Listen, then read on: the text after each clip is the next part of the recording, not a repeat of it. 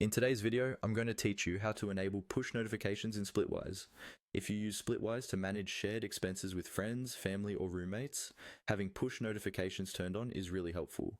They make sure you don't miss important updates like when someone adds a new bill, edits an expense, or settles up. In this walkthrough, I'll guide you through the exact steps to enable these notifications from your account settings. First, open Splitwise in your browser and make sure you're logged in. Once you're on the main dashboard, look toward the top right corner of the screen. You'll see your profile icon there.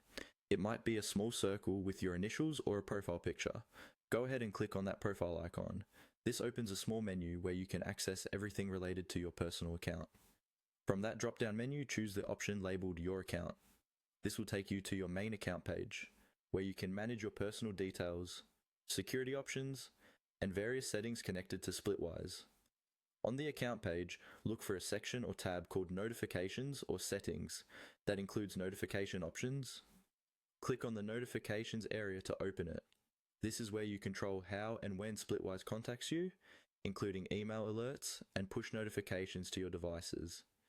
In the Notifications section, you'll see different rows for various types of updates Splitwise can send. Next to these, there are small envelope icons. These icons represent whether notifications are turned on or off for each category. To enable notifications, click on the envelope icons so that they become highlighted or filled in. When they are highlighted, it means that type of notification is active. Take a moment to review the list and enable only the notifications that you actually want, so you're getting useful alerts without feeling overwhelmed.